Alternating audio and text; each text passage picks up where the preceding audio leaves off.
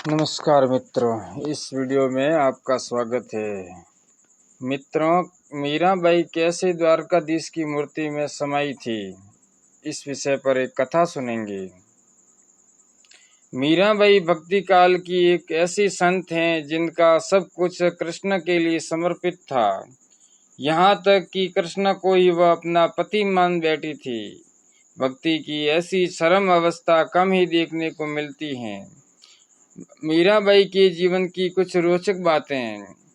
मीराबाई के बालकपन में कृष्ण की ऐसी छवि बची थी कि किशोरावस्था से लेकर मृत्यु तक उन्होंने कृष्ण को ही अपना सब कुछ माना। जोधपुर के राठौड़ रतन सिंह जी की इकलौती पुत्री मीराबाई का जन्म 16वीं शताब्दी में हुआ था। बचपन से ही वह कृष्ण भक्ति में रम गई थी। मीराबाई के बचपन में हुई एक घटना की वजह से उसका कृष्ण प्रेम अपने चरम अवस्था तक पहुंचा। एक दिन उनके पड़ोस में किसी बड़े आदमी के यहाँ बारात आई। सभी औरतें छत पर खड़ी होकर बारात देख रही थी। मीरा भी बारात देखने लगी। बारात को देख मीरा ने अपनी माता से पूछा कि मेरा दूल्हा कौन है। इस पर उनकी माता ने कृष्ण की मूर्ति की ओर इशारा कर के कह दिया कि यही तुम्हारे दूल्हा हैं।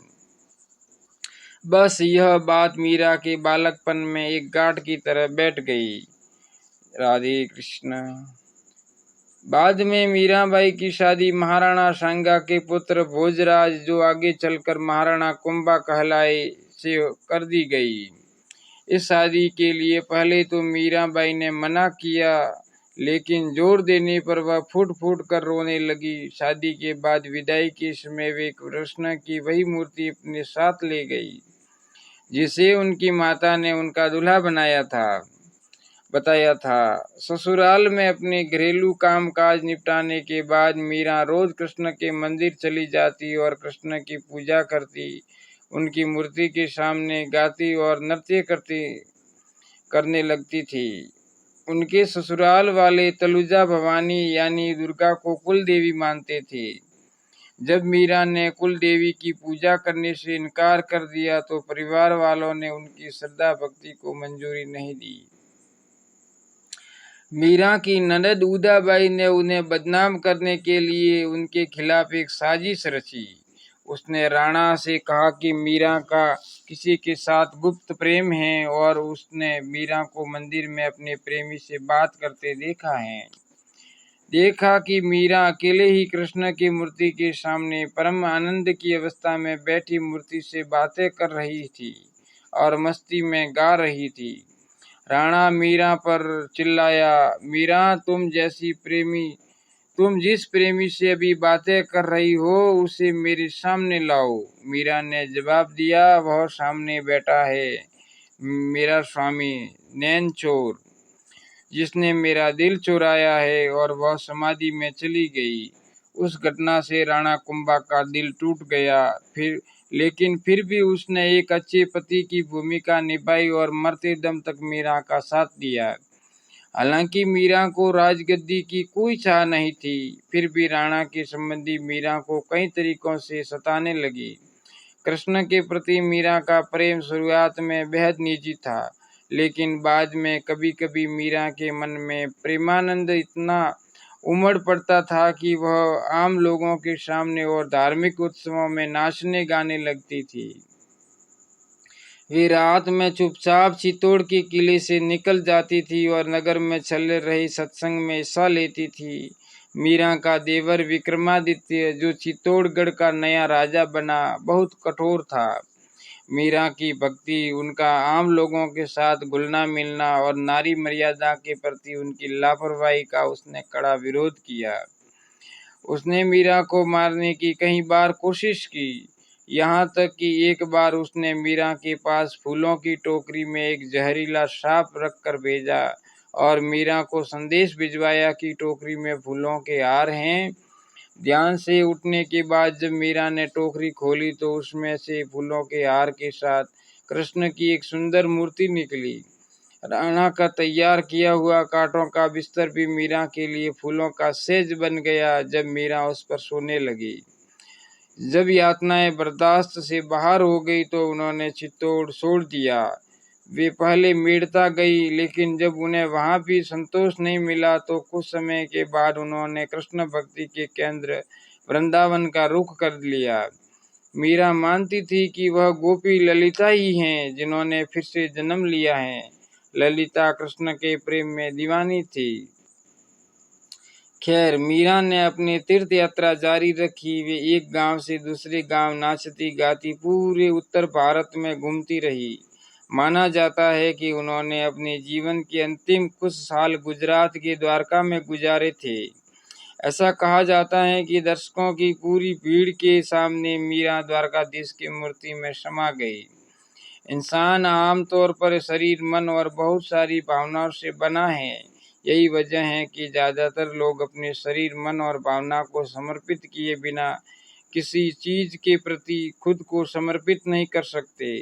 विवाह का मतलब यही है कि आप एक इंसान के लिए अपनी हर चीज समर्पित कर दे, अपना शरीर, अपना मन और अपनी भावनाएं। आज भी कई ईसाई संप्रदायों में नन बनने की दीक्षा पाने के लिए लड़कियां पहले जीसस के साथ विवाह करती हैं। कुछ लोगों के लिए यह समर्पण शरीर, मन और भावनाओं के परे एक ऐसे धरातल पर पहुंच गया जो बिल्कुल अलग था, जहां यह उनके लिए परम सत्य बन गया था। ऐसे लोगों में से एक मीराबाई थी, जो कृष्ण को अपना पति मानती थी। जीव गोसाई वृंदावन में वैष्णव संप्रदाय के मुखिया थे। मीरा जीव गोसाई के दर्शन करना चाहती थी, लेकिन उन्होंने मीरा से मिलने से मना कर दिया।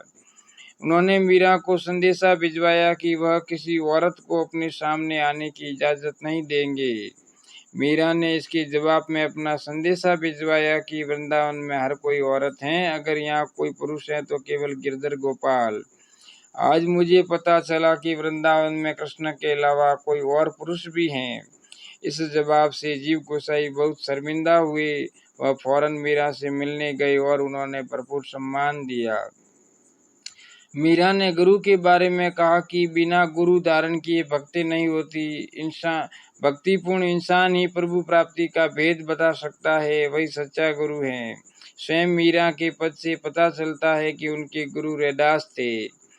नहीं मैं पियर सासरे नहीं पिया जीरी साथ, मीरा ने गोविंद मिलिया जी गुरु मिलिया रैदास।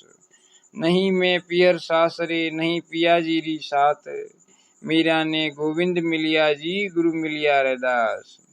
मीरा ने अनेक पदों व गीतों की रचना की। उनके पदों में उच्च आध्यात्मिक अनुभव हैं। उनमें दिए गए संदेश और अन्य संतों की शिक्षाओं में समानता नजर आती है। उनके पद उनकी आध्यात्मिक ऊंचाई के अनुभवों का आईना है। मीरा ने अन्य संतों की तरह कई भाषाओं का प्रयोग किया है, जैसे हिंदी, गुजराती, ब्रज, अवधी, भोजपुरी, अरबी, फारसी, मारवाड़ी, संस्कृत, मैथिली और पंजाबी। मीरा के पदों में भावनाओं की मार्मिक अभिव्यक्ति के साथ साथ प्रेम की ओजस्वी प्रवाह धारा और प्रीतम से वियोग की पीड़ा का मर्मभेदी वर्णन मिलता है। प्रेम की साक्षात मूर्ति मीरा के बराबर शायद ही कोई कवि हो। मेरे तो गिरधर गोपाल दूसरो न कोई, जाके सिर मोर मुकुट मेरो पति सोई। साड़ी दई कुल की काने कहाँ करे कोई, संतन डिंग बैठी बैठी लोक लाज खोई। असुवन जल सींची सींची प्रेम बेली बोई, ददी मथी घृत काड़ी लियो डारी दई सोई। भगत देखी राजू भई जगत देखी रोई, दासी मीरा लाल गिरधर तारो अब मोई। पायो जी मैंने राम रतन धन पायो, वस्तु अमोलक दी मारे सतगुरु कृपा कर अपनायो। जन्म जन्म की पूंजी पाली जग में सभी खोवायो, खर्चे नहीं कोई चोर न लेवे दिन दिन बढ़त सवायो। सत की नाव केवटिया सतगुरु भवसागर तर आयो, मीरा के प्रभु गिरधर नागर हरक हरक जस गायो। अगर भक्तों आपको यह वीडियो पसंद आया हो तो इस वीडियो को लाइक करना, ऐसे ही वीडियो सुनने के लिए चैनल को सब्सक्राइब करना और आगे से आगे शेयर करना।